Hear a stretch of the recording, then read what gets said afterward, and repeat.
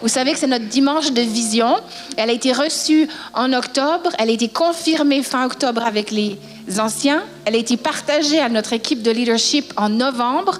Et du coup, ils la macèrent. Ils sont en train de la digérer pour l'appliquer à partir de février. Mais ce matin, c'est à votre tour de recevoir ce que Dieu a préparé pour notre Église pour cette année. Soyez bénis. Amen, amen. Merci beaucoup, Pasteur Vanessa. Est-ce que tout le monde va bien ce matin? Est-ce que tout le monde va vraiment bien ce matin? Bon, ça c'est mieux. Alors ce matin, j'ai besoin que vous soyez réveillés parce qu'on va partager ensemble la vision 2026, ce que Dieu m'a révélé, ce que Dieu m'a montré aussi. Et non seulement à moi, mais aussi à l'équipe des anciens. Et on prend toujours un temps chaque année, fin octobre, pour se rencontrer, pour prier ensemble, pour échanger sur les bonnes choses de 2025, les choses à améliorer. Alors, on se rencontre, on partage la vision. Alors, la mission et la vision sont deux différentes choses. La mission d'Église de Centre ne change pas. Et ça fait 2000 ans que cette mission existe. Imaginez-vous que nous, on prend le flambeau, dans le fond, de ce que Dieu nous a demandé de faire dans Matthieu chapitre 28, lorsqu'il dit « Faites de toute nation des quoi? Des disciples. » Alors, personnellement, je deviens un meilleur disciple de Jésus-Christ à chaque jour. À chaque jour, je me rapproche de lui et je deviens plus comme lui. Un disciple, c'est quelqu'un qui devient comme Christ. Alors que son caractère est transformé, que sa vie est changée, les choses anciennes sont passées, toutes choses sont devenues nouvelles et ces toutes choses sont devenues nouvelles et continuelles. Alors, si vous étiez en 2025 un bon disciple, en 2026, vous allez être un meilleur disciple. Pourquoi? Parce qu'on a partagé justement qu'il y avait des éléments qui nous aident justement à grandir. Mais avant ça, notre mission de faire des disciples, et comment est-ce qu'on fait ça? On crée un environnement favorable où est-ce qu'on peut être connecté, transformé et ensuite propulsé. Et on voit que c'est un cycle. C'est un cycle. À chaque fois, je suis connecté, je suis transformé, ensuite propulsé. Et je dois revenir à cette connexion pour continuer le cercle. Vous savez, si vous, même moi, j'ai été changé, de jour en jour, je suis transformé. Ça veut dire que mes pensées ne sont plus les mêmes qu'ils étaient en 2025. Même si 2025 est une belle année, même si c'est une année où j'ai fait du progrès, aujourd'hui est un nouveau jour et Dieu a de nouvelles choses pour vous aujourd'hui.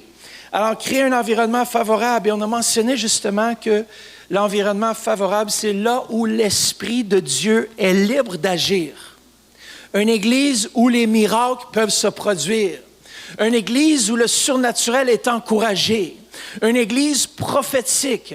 Une église qui croit que lorsqu'on loue notre Dieu, le ciel s'ouvre et la présence de Dieu se manifeste. Et moi, je crois que c'est tellement essentiel. Lorsque Dieu dit « Je suis avec vous jusqu'à la fin du monde » dans ce passage clé de Matthieu 28, il avait dit qu'il était avec nous en esprit. Il a envoyé son esprit dans Actes chapitre 2 lors de la Pentecôte afin que ce même esprit nous instruise, nous fasse grandir. Et si je n'ai pas l'esprit de Dieu, je ne grandis pas. J'ai besoin de sa présence. Et on a mentionné justement la semaine dernière qu'un disciple, c'est vraiment quelqu'un qui grandit dans sa foi ou quelqu'un qui grandit dans sa confiance en Dieu. Ma confiance en Dieu cette année, elle est plus avancée qu'elle était en 2025. Il y a des progrès, il y a des choses qui ont progressé. Je ne vois plus les choses de la même façon. Le plus qu'on mature en Christ, je peux demander à Pasteur Jacqueline, le plus qu'on est mature en Christ, le plus qu'on réalise justement qu'on est rien. Que vraiment, il est tout pour nous. Et ceux qui sont matures, même l'apôtre Paul, il dit, « Je suis le moindre des apôtres ». Il avait réalisé l'importance d'être transformé, d'être connecté, d'être transformé et d'être propulsé dans la destinée que Dieu avait pour sa vie. Et parfois, Dieu doit nous arrêter. On sait que l'apôtre Paul a été arrêté, mis en prison. Heureusement. Vous dites, mais comment ça, Pasteur Matt, heureusement? Toutes choses concourent au bien. Pour notre bien, il a écrit. Une grande partie du Nouveau Testament est écrite par l'apôtre Paul en prison. Imaginez-vous, il ne l'avait pas arrêté, puis il n'était pas en prison, il n'aurait pas pu écrire. Mais grâce à cela, Nous avons ce que nous avons aujourd'hui, le Nouveau Testament, où est-ce que Dieu clarifie la vision pour la mission pour l'Église. Alors, il y a 5 éléments qui favorisent la croissance de notre foi. On ne va pas s'attarder trop long. En fait, vous irez voir le message de la semaine dernière, mais on a les enseignements pratiques et bien sûr bibliques qui nous aident à croître dans notre foi. Alors, lorsque je viens à l'Église, je viens préparer, je viens pour prendre des notes, je suis concentré, je dis, Seigneur, aide-moi ce matin à capter ce que ton esprit veut dire. Et c'est une des façons dont on gagne dans notre foi, c'est qu'on entend la parole et on la met en action. Dans Jacques 2,17, si notre foi ne se manifeste pas par des œuvres, elle est morte. Mais si on met en exécution notre foi, on va grandir. Dans quelle dimension? Le deuxième élément qui nous aide à grandir dans notre foi, c'est les disciplines personnelles. Quelles sont les 3 disciplines personnelles qui nous aident à grandir dans notre foi? La première des choses, c'est la parole. La parole de Dieu nous transforme à l'image de Dieu. Et c'est pour ça que cette année, on a décidé encore une fois de lire la parole de Dieu ensemble. Est-ce qu'on peut mettre le code QR du Nouveau Testament? Cette année, vous allez comprendre pourquoi est-ce que j'ai seulement choisi le Nouveau Testament. Peut-être pour certaines personnes, l'Ancien et le Nouveau, c'est trop de matériel à chaque jour. Mais au moins là, on lit environ 1 chapitre par jour. Très faisable. Il y a des fois, on ne lit même pas un chapitre au complet. Mais qu'est-ce que ça va nous donner le temps de faire? C'est de lire, d'absorber et de demander à Dieu, Saint-Esprit, de venir éclairer nos cœurs. Qu'est-ce que Dieu veut nous dire? Alors, la discipline personnelle qui nous aide à grandir notre foi, la première, c'est la lecture de la parole de Dieu. Deuxièmement, c'est nos temps de prière. Dis à quelqu'un, j'aime prier. Alors, je vais être là la semaine prochaine. Amen. Moi, je veux voir l'Église remplie tous les soirs. Pourquoi? Parce que, oui, écoutez bien, ça va exiger une discipline personnelle la semaine prochaine d'éviter peut-être de manger ou de faire un jeûne quelconque, que ce soit un jeûne électronique, que ce soit un jeûne de nourriture. Mais on met du temps à part parce comme Église, on se dit, on a besoin de Dieu en début d'année. On a besoin d'entendre sa voix. On a besoin de réfléchir à ce que Dieu s'attend de chacun d'entre nous et on le fait pendant notre temps de jeûne et de prière. Imaginez-vous, l'Église aime tellement prier qu'on a décidé que le vendredi soir, on fait de 10h à 5h du matin. Amen! Comme ça, vous mangez plus tard. Vous allez juste manger samedi au lieu de vendredi soir. C'est pas grave. Vous savez quoi? Lorsqu'on est ensemble, connectés, et qu'une Église qui prie ensemble demeure ensemble. Une équipe qui prie ensemble reste ensemble. Un couple qui prie ensemble reste ensemble. Pourquoi est-ce qu'on exige, qu'on dit, pas exiger, mais on dit, on recommande fortement la lecture de la parole, la prière, parce qu'on sait que les couples qui prient ensemble demeurent ensemble. Il y a quelque chose qui se passe dans la prière lorsqu'on est ensemble et qu'on prie le Seigneur. Dieu nous fait aussi surmonter les épreuves que nous avons au courant même d'une journée. Vous savez qu'on vit toutes sortes de défis, n'est-ce pas? Comment est-ce qu'on valorise ici? Le dernier point, c'est de discipline personnelle, c'est la générosité. Alors voici comment est-ce que je priorise mes dons. Premièrement, je donne. Deuxièmement, j'économise. C'est important, cette année, on va voir la thématique, l'importance aussi de peut-être investir aussi. On est dans des temps, bien sûr, d'incertitude, mais il y a quand même des investissements qui peuvent faire fructifier votre argent. Et c'est important d'être sage, bien sûr, d'aller voir un conseiller en investissement, mais de le faire. Et troisièmement, on vit sur le reste. C'est-à-dire qu'on met de l'argent, on met de l'argent de côté et le Seigneur nous en donne davantage pour être en mesure de vivre sur le reste. Troisième élément qui nous aide à grandir dans notre foi, c'est le service. Peut-être que tu ne sers pas l'Église locale, mais c'est important de le faire. C'est important de s'impliquer. Parce que lorsqu'on s'implique, il y a quelque chose qui se passe. Nos vies sont transformées. Parce que la Bible dit que le faire, Proverbe, Salomon dit que le faire aiguise le faire. Un caractère difficile aiguise ton caractère. La personne que tu ne veux pas voir, peut-être la première chose dimanche matin, tu la vois au service. Et tu n'as pas le choix, tu travailles avec elle. Et tu apprends à ajuster ton caractère, à aimer plus. Hein? Comme vous on a besoin de plus d'amour. Quatrièmement, nos relations, nos groupes connexion, la communion fraternelle. Lorsqu'on va faire des sorties, des événements en 2026, je veux être connecté. Je veux bâtir des relations saines. Et la dernière chose, bien sûr, c'est les circonstances. Ceux-là, on ne peut pas les contrôler. Hein? On aimerait pouvoir contrôler tout ce qui nous arrive, mais peu importe ce qui nous arrive, on grandit dans notre foi. Lorsqu'il nous arrive des choses qui ne sont pas bonnes, ça nous force à aller en prière, puis à chercher la face de Dieu, à prier pour ces situations. Et lorsqu'on voit Dieu intervenir dans ces situations, notre foi grandit. Alors voilà ce qu'on fait comme Église. Et tout ce qu'on fait, croyez-le pas, tout ce qu'on fait a un but de faire de chaque personne des disciples. C'est pour ça qu'en 2026, on a dit, on ramène encore le camp d'entraînement. Alors, habituellement, on le fait seulement une fois aux 2 ans.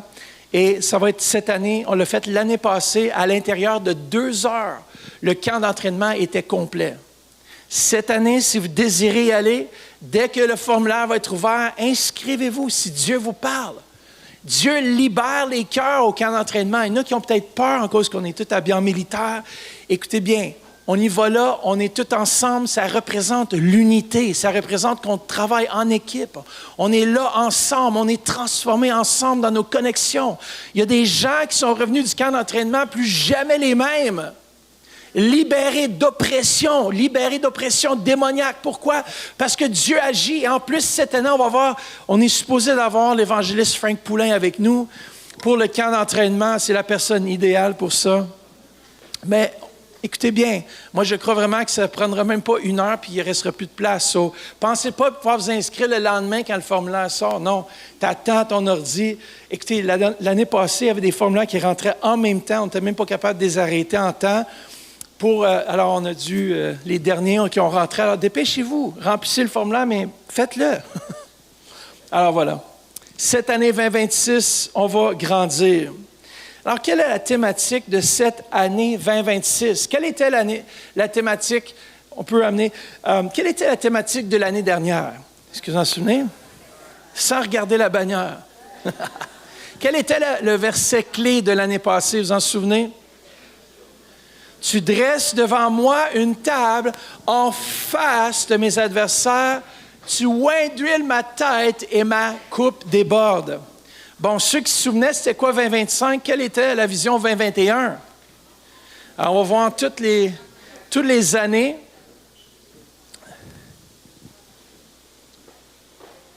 Voilà.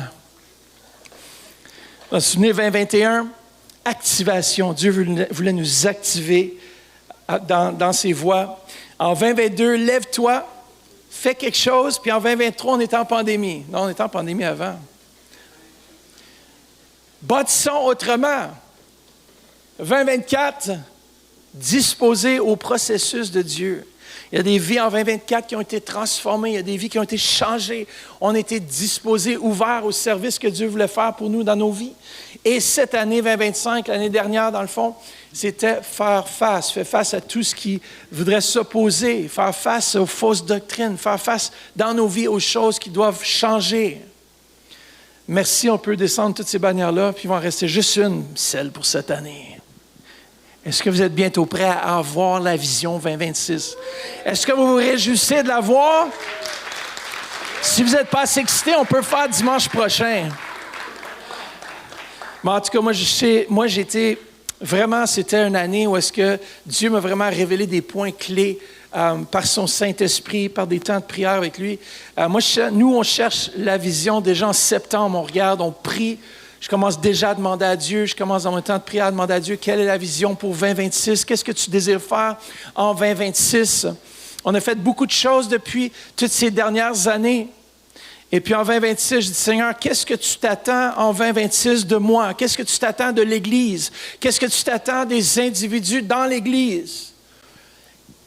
Et le Seigneur, pendant un temps de prière, durant la première semaine d'octobre, j'ai reçu un mot. Un mot. Imaginez-vous un mot. Là, je suis supposé de bâtir une vision là-dessus. Un mot. Et ce mot était... Bon, la semaine prochaine, je vais vous le dire. Équilibre. Alors, je suis là, OK, équilibre. Seigneur, oui, OK. super. Mais là, je continue à prier parce que le mot équilibre n'apparaît pas nécessairement dans la Bible. Mais le concept de l'équilibre, de la justice, apparaît dans la parole de Dieu. Alors, je continue à prier pour obtenir vraiment une confirmation. C'est toujours bien de demander à Dieu une confirmation lorsqu'il nous parle quelque chose, lorsqu'il nous révèle son cœur. C'est hyper important pour vivre équilibré de demander à Dieu une confirmation. Il n'y a rien de mal lorsque tu reçois une parole prophétique de toujours la vérifier. Même va voir ton leader, va voir les responsables de ton groupe Connexion et prie avec cette personne-là. Demande à Dieu, qu'est-ce que tu veux dire, Seigneur? Alors ici, j'ai reçu le mot équilibre. Et je continue pendant le 24 heures de prière. Vous vous en souvenez? L'année passée, le 24 heures de prière. Qui était là? Oh yes! C'était un moment puissant, frères et sœurs.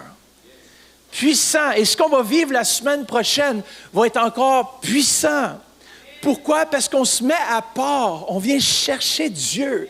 Et Dieu, lorsqu'on le cherche, lorsqu'on demande des confirmations, lorsqu'on demande des réponses à nos prières et qu'on prend du temps pour se mettre à part, Dieu nous parle. Et lorsque j'ai pris ce temps, ce 24 heures de prière, pendant ce temps de jeûne et de prière, j'ai demandé à Dieu de clarifier la vision. Équilibre, oui, c'est bien. Et après le 24 heures de prière, à 2 heures du matin, dis à quelqu'un à 2 heures du matin, imagine-toi. Le 23 octobre, je me lève en sursaut de mon lit et j'entends 2 mots. Absalom et Ashkelon. Je suis comme, what? Bon, OK. Je dis là, j'étais tellement fatigué, tu te réveilles, tu te fais éveiller la milieu de la nuit. Je dis, bon, je vais noter quand même les mots, comme ça, je ne les oublie pas, parce que ce n'est pas des mots que je vois souvent. Je connais un peu l'histoire d'Absalom, pas une belle fin, mais je connais un peu des éléments de ces 2 termes. Et en plus, j'ai visité Ashkelon, qui est en Israël, mais dans le bande de Gaza, il y a une ville qui s'appelle Ashkelon. Mais là, j'ai dit, qu'est-ce que ça veut dire, ça, Absalom et Ashkelon? Alors là, j'ai dit, OK, Seigneur, je vais aller vérifier dans le dictionnaire biblique. Et puis, Absalom veut dire « père de la paix » ou « mon père est paix ». Là, je dis, OK. Et qu'est-ce que ça veut dire Ashkelon? Lieu de peser, balance. J'étais comme, oh wow, merci Seigneur, ça clarifie parce que le mot équilibre, balance, c'est des mots similaires. Et je suis là comme, merci Seigneur Jésus, tu confirmes toujours ta parole, tu confirmes toujours ce que tu vas apporter. Alors là, je commençais à mettre les points ensemble, équilibre, paix et balance. Je dis, OK, le Seigneur veut qu'on marche de façon équilibrée, balancée. Il veut qu'on ait la paix dans nos décisions, la paix dans nos choix. Je suis comme, OK. Alors, le mot équilibre et balance traduisent l'idée de stabilité. Stabilité, harmonie, juste répartition.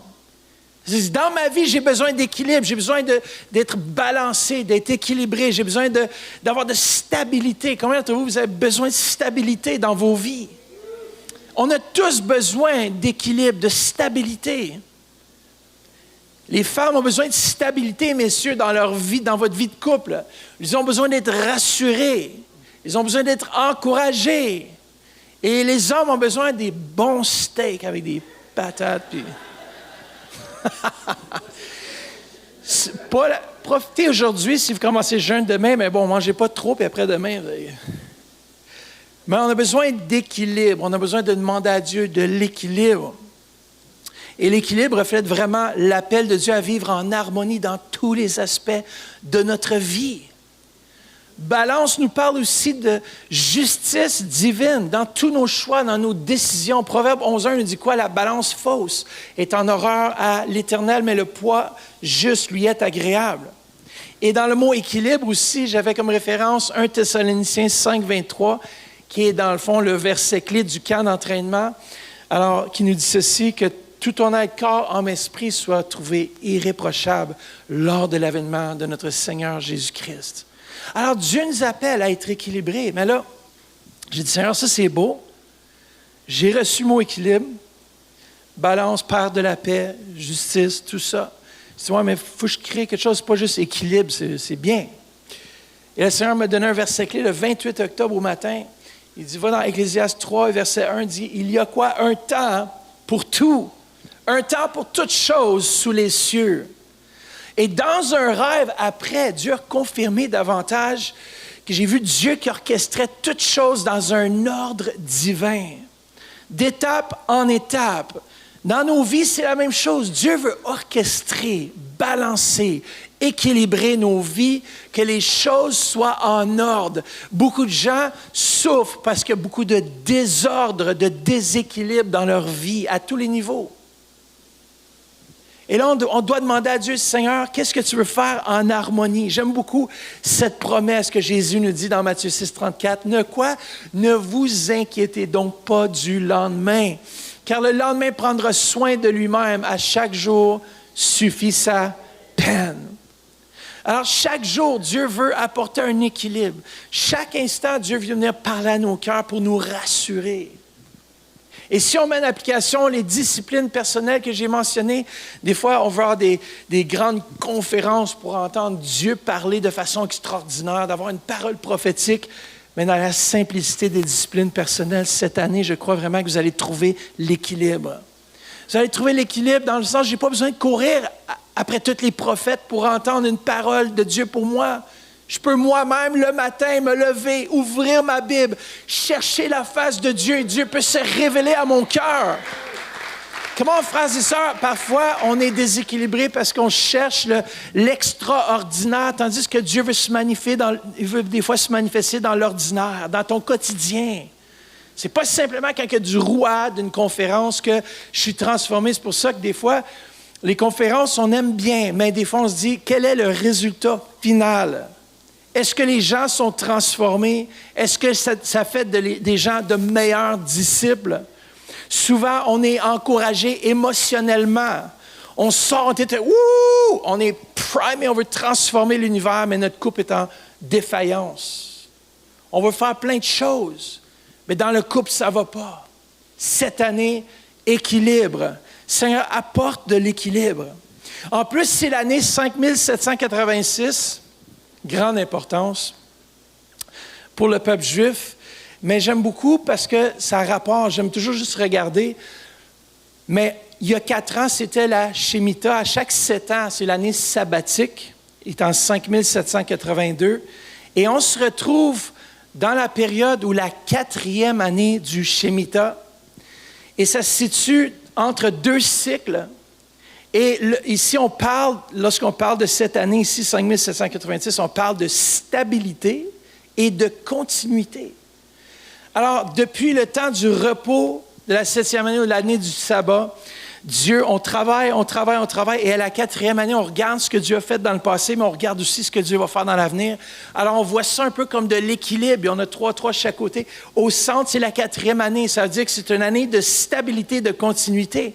En plus, lorsqu'on était justement avec les anciens, le pasteur Jacqueline lui avait reçu le chiffre 4 dans un rêve, sans le savoir que c'était une autre confirmation pour dire qu'on était dans cette 4e année de stabilité, de continuité. Dieu veut faire quelque chose qui va stabiliser nos vies. En plus, moi, ce que je fais, c'est que je fais parler tous les anciens avant de présenter la vision. Eux partagent ce qu'ils ont reçu et Joanne, justement, elle avait reçu la nécessité d'une cohésion entre ce que nous professons être et nos actions. Ça, frères et sœurs, c'est de l'équilibre. Ça veut dire que si tu dis que tu es un chrétien, puis que tu voles ton patron au travail, ça fait dur. Ce n'est pas un chrétien équilibré. Un chrétien équilibré, il est juste partout. Son caractère se démontre. Si tu es chrétien, tu n'es pas en train de faire ce que même les gens du monde ne font pas. Je manque le travail, je ne suis pas en temps. Je ne démontre pas, mais pourtant, tu es chrétien. Tu peux même dire Amen à ton travail. Mais les gens regardent ça et disent, lui, il y a un problème. Je ne veux pas devenir comme ça, genre. Alors, on a besoin de sagesse. Et Jacques nous dit, celui qui a besoin de sagesse, qu'il la demande à Dieu. Mais lorsque tu vas décréter ou déclarer que tu es chrétien à ton travail, fais sûr que ta vie est équilibrée. Fais sûr que tu ne viennes pas de débarquer du téléphone, puis tu ne viennes pas de crier après ta femme, puis tu se raccroches, puis « Oh, Dieu est bon, hein? » Ton collègue de travail, il va le savoir tout de suite qu'il y a un manque d'équilibre là, genre. Alors, la phrase clé est la pensée de cette année. Est-ce qu'on peut avoir la bannière qui se lève? Alors, ensemble, Pasteur Vanessa et moi, on a trouvé, avec tous ces éléments, On a parlé avec les anciens, puis on a trouvé une phrase clé, dans le fond, qui résume la pensée de Dieu pour cette année 2026, qui est équilibrée, vivre selon le rythme de Dieu. Père, merci pour l'équilibre dans ma vie. Frères et sœurs, il y a tellement de choses dans lesquelles il nous manque d'équilibre. Et cette année, on a besoin de l'aide du Saint-Esprit. On a besoin de cette semaine de jeûne et de prière et de demander à Dieu, Seigneur, peut-être que je veux te transformer, je veux sauver l'univers, mais je suis en train de perdre ma femme. Peut-être que tu penses être un grand évangéliste ou un grand prédicateur et ta famille est en désarroi. Tes enfants ne suivent même pas le Seigneur. L'apôtre Paul dit, comment est-ce que tu peux diriger l'Église de Jésus-Christ si tu n'es même pas capable de diriger ta propre famille? Que ta famille soit en ordre avant de faire le ministère. Alors, on a besoin cette année de trouver la paix en suivant le rythme, on pourrait dire le timing parfait de Dieu. Peut-être Dieu t'appelle à faire telle ou telle chose, mais quel est le timing de cette chose? Souvent, on reçoit une révélation de Dieu. Dieu veut que je sois un évangéliste, Dieu veut que je sois telle ou telle chose, je veux faire telle ou telle chose. Mais après, est-ce que tu as demandé à Dieu le timing? Seigneur, quel est le timing parfait? Quel est le moment équilibré afin que je puisse marcher dans la volonté de Dieu? Dans le fond, cette année, on doit demander dans tout ce que je fais. Je demande à Dieu de me montrer ce qui vient de lui et ce qui relève de l'excès. Seigneur, qu'est-ce qui vient de toi et qu'est-ce qui ne vient pas de toi? J'ai besoin de savoir, j'ai besoin d'être équilibré. Vous savez quoi? La meilleure chose à faire, c'est lorsqu'on n'est pas conscient, on ne sait pas quel est le timing que Dieu pose, c'est de ne pas tout de suite avancer à l'aveuglette. Il y a trop de fois où est-ce que j'ai fait des erreurs parce que je chantais, je pensais que je devais faire telle chose et je l'ai faite, mais en dehors du timing de Dieu. Et des fois, on bouscule les choses de façon charnelle pour comme « Oh, il faut que je le fasse, il faut que je le fasse. » Puis après, tu as les autres qui savent qu'ils sont appelés puis qu'eux, ils procrastinent. Ça veut dire qu'ils savent qu'est-ce qu'ils doivent faire, mais ils disent « Ah, mais Dieu va venir me chercher. Je peux profiter, juste vivre la vie, juste laisser la vie m'arriver. » ou juste, non, Dieu nous appelle à éviter le surmenage ou la procrastination en s'appuyant sur sa direction. Parfois, il y en a qui manquent de discernement. Comme je viens juste de dire, on manque de discernement, on se précipite dans certaines choses ou au contraire, on n'agit pas du tout. On doit trouver cet équilibre. Ou parfois, on va tomber dans l'excès. Alors là, on fait beaucoup trop ou pas assez. Et ça apporte un déséquilibre dans notre vie émotionnelle, spirituelle ou même physique. Moi, j'aime beaucoup dire, il y en a souvent qui sont des extraordinairement bons pasteurs ou prédicateurs, ou peut-être que vous êtes bons dans votre travail, mais que votre santé physique vous avez des difficultés au niveau physique. Vous allez couper à court terme la vie que Dieu a pour vous si vous êtes que spirituel. Frères et sœurs, on doit réaliser qu'on a un corps et qu'on vit, on a juste un corps. Et si je ne prends pas soin de mon corps va me le dire. N'est-ce pas? Comment entre vous, votre corps vous le dit plus que d'autres? Bon, ça se peut. Mais on doit demander l'aide à Dieu afin d'avoir cet équilibre. Je n'ai pas besoin d'être toujours hyper spirituel. Je peux être aussi une personne tout à fait naturellement spirituelle. Ça veut dire que je marche tous les jours, je me tiens en forme, je me tiens en santé physique. J'essaie de faire de l'exercice personnellement au moins 3 fois par semaine pour maintenir mon corps physique afin que je puisse profiter à d'autres puis je puisse partager le message de l'Évangile pendant de longues années. Écoutez, c'est jamais trop tard pour dire je veux faire un changement dans ma vie. Je veux améliorer ma vie. Puis j'ai besoin de l'aide du Saint-Esprit. Des fois, vous savez quoi? Pour ceux qui disent « Ah, mais l'exercice, tout ça, aller au gym, c'est pas mon affaire. » Mais juste aller marcher.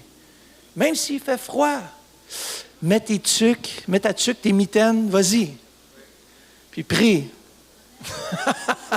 Que le feu du Saint-Esprit te réchauffe un peu. Vous savez quoi? Il y a beaucoup de gens qui deviennent dépressifs parce qu'ils manquent d'équilibre dans leur système physique. Ils manquent de vitamine D3, puis après ça, ils disent « Mais je suis donc dépressif l'hiver. » Oui, parce qu'il nous manque de soleil, il nous manque de vitamine D. Alors peut-être que vous avez besoin d'un supplément de vitamine D. Demandez à votre médecin, allez voir, des fois, même pas vous le dire. Mais Prenez des choses qui sont de toute façon naturelles, qui vont aider votre système. Des fois, c'est l'ignorance qui nous tue, quoi. Tu sais, on peut manquer de quelque chose, mais on ne le sait pas. C'est pour ça que cette année, on veut apporter des différents éléments qui vont nous aider à vivre dans l'équilibre cette année. Alors, pour vivre selon cette pensée d'être équilibré ou de vivre selon le rythme de Dieu, on a besoin premièrement de se poser cette question dans la prière. Seigneur, est-ce que ce que je fais vient de toi? Est-ce que ce que je veux entreprendre vient de toi? Et de ne pas avoir peur d'être à l'écoute pour entendre la réponse. Même si ce n'est pas la réponse que vous aimeriez entendre, c'est la réponse que Dieu vous donne. Et c'est là de dire, je vais être obéissant à ta voix, Père. Parce que lorsqu'on fait des erreurs, c'est lorsqu'on fait des choses en dehors de sa volonté. Pourtant, tu dis, oui, mais c'est une bonne chose. Mais une bonne chose ne dit pas nécessairement que cette chose vient de Dieu. Vous avez besoin de quelques instants pour méditer sur cette pensée. Ça ne veut pas dire qu'une bonne chose vient de Dieu. Si c'est une bonne chose, je peux faire du bien. La Bible dit, je peux livrer mon corps pour être brûlé. Mais c'est peut-être une bonne chose, mais si je n'ai pas l'amour, je ne suis rien. Alors, vous comprenez, il y a de l'équilibre à avoir dans notre marche avec Dieu. Seigneur, est-ce que ce que je veux faire présentement, c'est ta volonté? Est-ce que je m'entreprends à faire? Peut-être que pour toi, par exemple, tu cherches une voiture, mais tu sais que si tu vas chercher la voiture 2027, je sais que ça n'existe pas encore, tu vas chercher la nouvelle voiture qui sent le neuf, là. Hyper toxique. Ça sent le neuf. Tu vas absolument chercher ça, mais tu sais que si tu vas chercher cette voiture-là, tu as besoin de travailler 10 heures d'overtime à chaque semaine de plus. Est-ce que c'est de l'équilibre? Non. Frères et sœurs, qu'est-ce qui arrive lorsque tu n'es plus capable de travailler les 10 heures de plus par semaine en cause que tu es brûlé, tu es déséquilibré. Là, tu as des problèmes financiers. Puis là, tu demandes à ta femme de faire de l'overtime. Là, il y a un problème. Hein? C'est bon, il y en a qui ont dit « Amen » fort.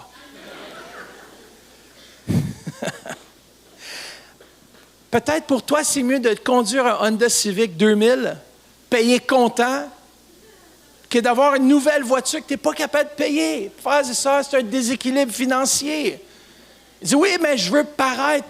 Who cares? Si les gens, moi, je me rappellerai, hey, j'avais un Dodge Colt 89, mon premier véhicule, payé cash. Je me rappelle, 1000 pièces j'ai payé pour à l'époque. Hey, j'ai voyagé avec cette affaire-là. C'est le fun parce que même moi-même, je changeais les pièces. Moi-même, je faisais la mécanique, puis Pasteur Jacqueline, ça marchait après. Oh, il y a une fois, j'ai fait de la mécanique sur mon propre char, puis ça, je vous encourage peut-être, c'était le CV joint, les roues, puis l'intérieur des CV joints, puis on n'avait pas l'outil pour bien serrer ensemble, puis éventuellement, je sors avec le véhicule du garage, puis toute la roue s'écrase. Je suis comme, oh boy, peut-être que je vais demander à des spécialistes de venir vérifier. J'avais un ami qui avait un garage, mais lui aussi n'était pas tout à fait... on a appelé les mécaniciens, on a fait une erreur. Viens nous aider à réparer l'erreur. Mais tout ça pour dire, j'aimais mieux conduire un véhicule, payer comptant, que peut-être des petites réparations à faire. Des fois, il faut tout mettre dans la balance pour équilibrer, voir si ça vaut la peine de garder des fois un vieux véhicule ou pas. Mais à ce moment-là, c'était la sagesse pour moi. Je me rappelle, je suis allé jusqu'en Floride avec cette voiture-là. En Floride, man. Petit hatchback. Avec ma mère, je suis allé en Floride à une époque, j'ai déménagé là-bas. Aïe, aïe, aïe. Je l'ai faite, par exemple, je m'ai rendu. Une fois, j'étais sur un pont, puis... C'est la dernière fois qu'il est reparti. Il était mort, fini. Mais j'avais étiré parce que je savais que c'était la meilleure chose à faire pour moi à ce moment-là. J'ai profité, j'ai fait ce que je devais faire, mais on a besoin d'équilibre. On a besoin de demander à Dieu, Seigneur, est-ce que c'est la bonne chose? Est-ce que c'est juste quelque chose pour mon orgueil, pour bien paraître devant les hommes? Parce que vous savez quoi, en bout de ligne, c'est vous qui le payez, hein? Ça ne va pas être le gars qui dit, ah, c'est quoi, c'est comme char, ça? Hey, écoute, il est payé cash. Toi, est-ce qu'il est payé cash, ton char? Pas tout à fait. Ayons de l'équilibre, frères et sœurs, dans toutes nos décisions. Seigneur, est-ce que cela vient de toi ou est-ce que cela vient de ma chair, de mes désirs de plaire aux hommes, désir de faire plaisir aux autres, puis je m'endette, je me mets dans des choses, des situations de troubles. Après ça, vous savez ce que ça crée des troubles financiers? Ça apporte de la division dans le couple, ça apporte de la chicane, il y a des choses qui se passent. Après, tu te dis, bien, pourquoi ça ne va pas dans notre couple? Bien, je ne fais pas attention. Je prends des décisions qui sont charnelles. J'ai le goût, mais je l'achète. Il y en a qui s'endettent pendant le temps des fêtes, pendant Noël. Là. Ils achètent des cadeaux, ils ne sont même pas capables de le payer, mais ils les achètent pareil. Est-ce que c'est de l'équilibre ou c'est de l'ignorance? Frère, c'est ça, c'est de l'ignorance, parce qu'en bout de ligne, le cadeau va finir où? Dans le fond d'une garde-robe, puis on ne s'en sort même plus. C'est mieux de faire une belle carte de Noël, ou même une carte de vœux. Si cette année, tu n'es pas capable d'acheter le cadeau, tu dis, écoute, je t'aime beaucoup, voilà un certificat cadeau de 5 ou 10 $ au Tim Hortons, c'est tout ce que je peux afforder. Mais vous savez quoi? C'est mieux ça que de s'endetter pour faire plaisir aux autres. Parce que c'est nous qui le payons. Alors ça, c'est juste un exemple d'équilibre dans les finances. Mais on a besoin du Saint-Esprit qui vient nous parler, puis des fois, on a juste besoin de quelqu'un qui nous dit, c'est pas sage. On doit évaluer nos priorités. Seigneur, est-ce que je consacre assez de temps avec mes relations avec toi? Tous les prophètes, cette année, disent que c'est une année où est-ce que l'Église doit se rapprocher de Dieu davantage. Alors, voici quelques thèmes qu'on va approfondir cette année. Par exemple, l'équilibre entre travail et repos. Il y en a qui ont de la difficulté à ne pas travailler. Ça fait peut-être même 5, 10 ans qu'ils n'ont presque pas vu leurs enfants, mais ils travaillent comme des machines. Oui, mais je veux stocker de l'argent, je veux mettre de l'argent en réserve, je veux sauver de l'argent, mais en bout de ligne, ils perdent leurs femmes, ils perdent leurs enfants, les enfants ne suivent plus le Seigneur. Est-ce que ça a valu la peine? Non, ça ne vaut pas la peine, on doit demander à Dieu. Peut-être cette année, j'ai besoin de trouver un équilibre. Est-ce que peut-être mes dépenses sont trop élevées par rapport aux revenus que je fais? Est-ce que... Ouais, on ne va pas le dire l'expression, mais... Non. Mais peut-être que je dépense plus que ce qui rentre, puis peut-être que j'ai besoin de réduire un peu mon coût de vie, même si je n'ai pas la nouvelle maison d'1 million que je ne suis pas capable de payer de toute façon. C'est Dieu, aide-moi à discerner ce qui vient de toi. Ça dit qu'on est esclave à celui à qui on emprunte. Moi, je veux être esclave à personne d'autre, ou à personne sauf à Jésus. L'équilibre dans nos priorités. Frères et sœurs, peut-être que tu as besoin de prioriser quelque chose d'autre cette année. Peut-être que tu as négligé certaines choses. On doit trouver de l'équilibre dans les priorités. L'équilibre dans nos relations. On va parler d'équilibre dans nos relations le mois prochain. On a besoin d'équilibre entre les relations. Il y a peut-être des relations que tu as avec des amis du monde, mais tu as besoin de trouver un équilibre, de trouver des amis chrétiens qui vont t'aider à grandir. Rien ne t'empêche d'avoir des amis qui ne sont pas nécessairement sauvés. Mais si ces amis-là t'influencent à faire des choses qui ne sont pas bonnes, à ce moment-là, tu as besoin de trouver l'équilibre, de dire non, je ne peux plus me tenir avec ces amis-là parce qu'ils ne m'amènent pas à faire de bonnes choses. De demander à Dieu, j'ai besoin de moi être une influence. Et tant si longtemps que je ne suis pas l'influence, j'ai besoin parfois de me retirer. Il y a des amis avec qui j'ai dû couper les relations. Pourquoi? Pour grandir spirituellement. Si j'étais encore en relation avec ces gens-là, je n'aurais pas grandi. Je ne dis pas de couper tous les ponts avec tout le monde, mais d'être dans des relations saines qui vont vous apporter plus loin.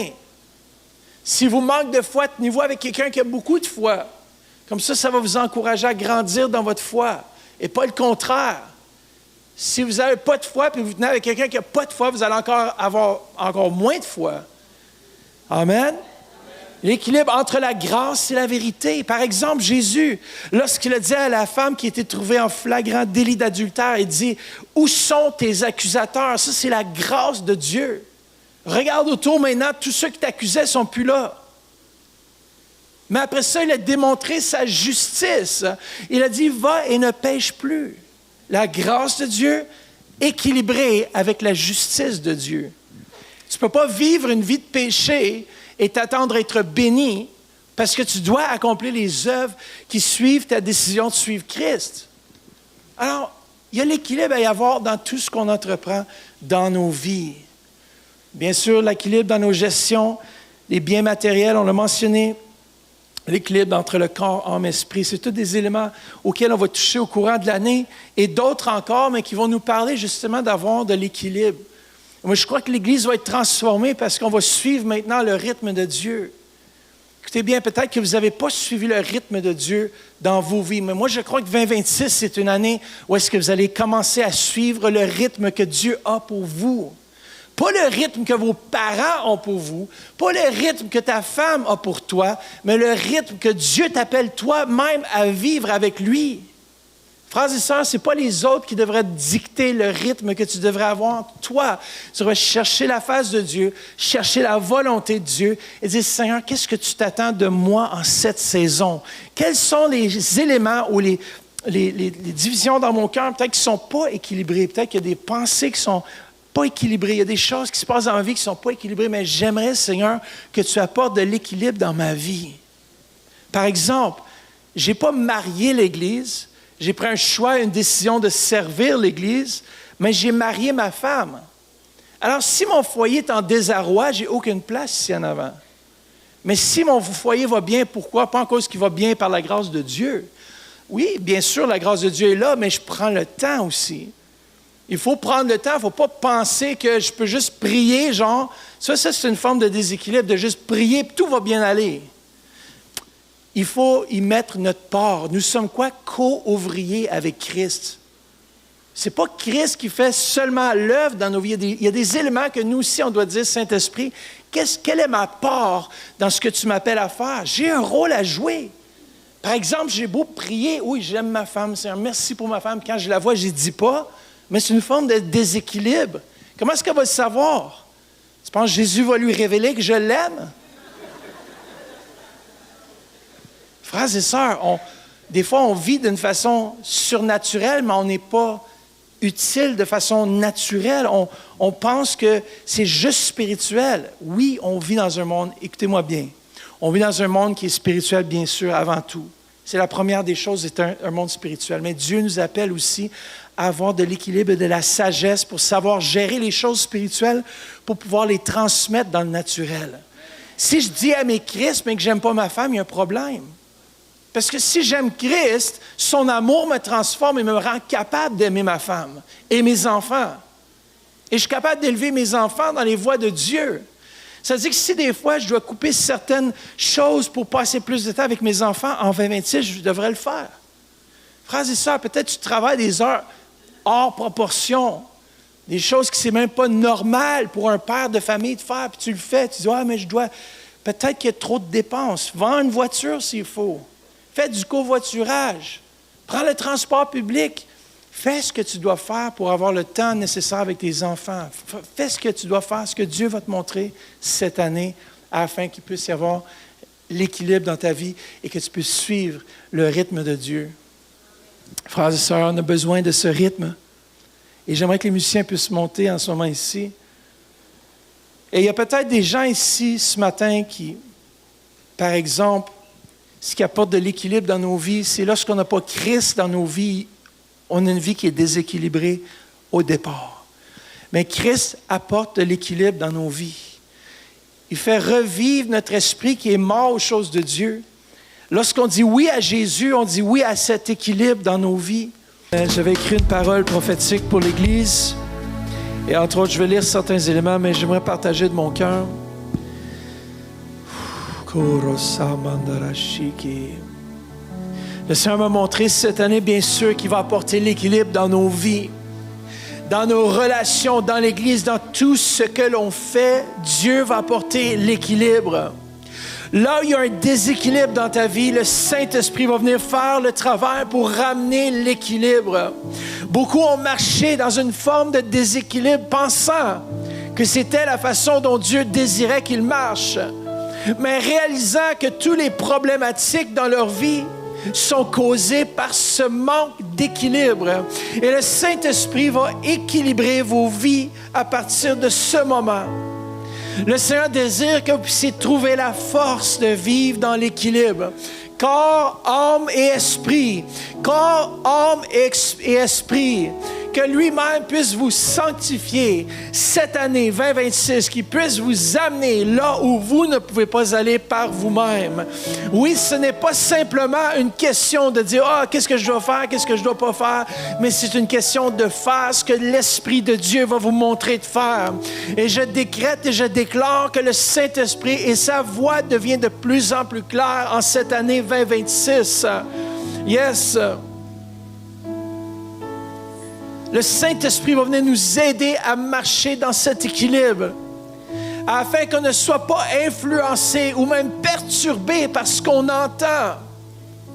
Mais il va nous révéler sa volonté.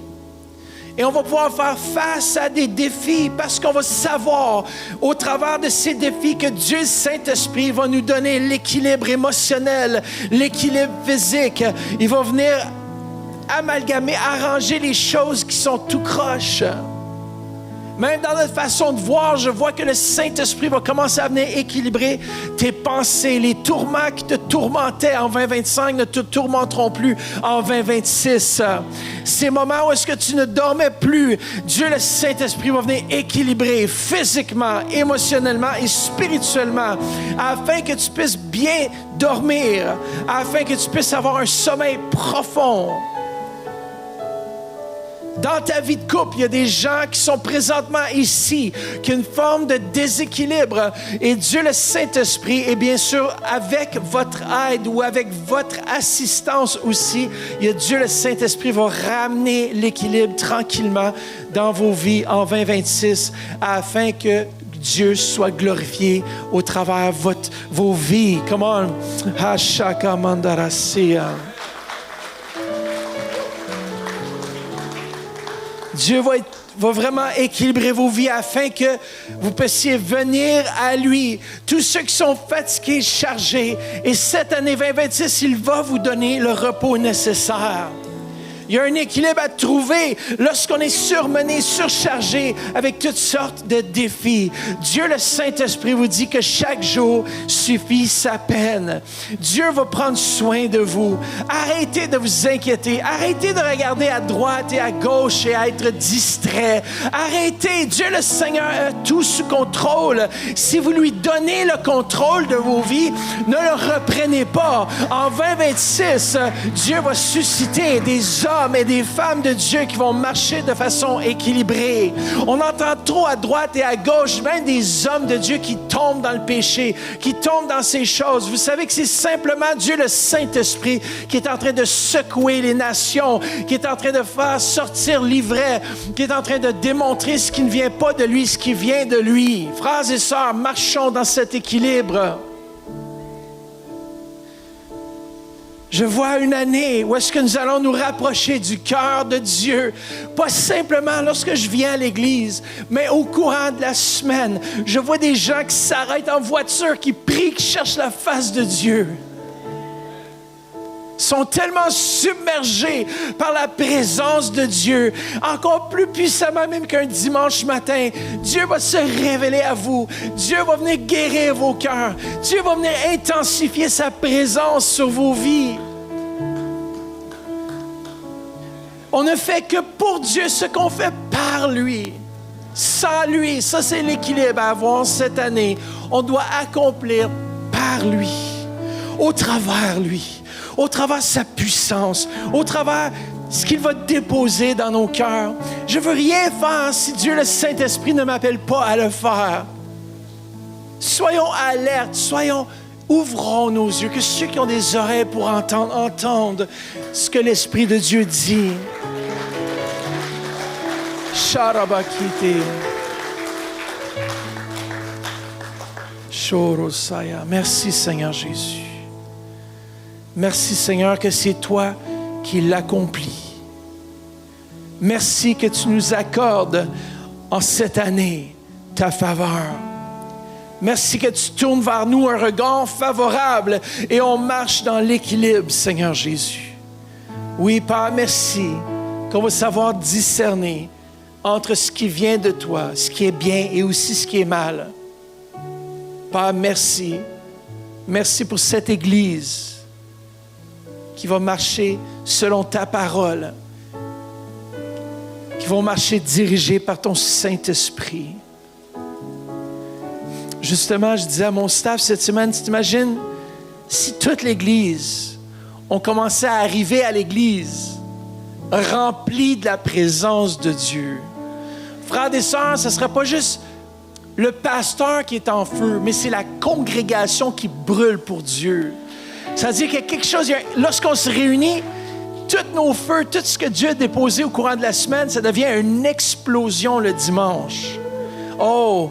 Lorsqu'on va pouvoir témoigner à notre voisin ce que Dieu a fait au courant de la semaine, lorsqu'il sera intervenu, lorsque naturellement c'était impossible, mais Dieu est intervenu.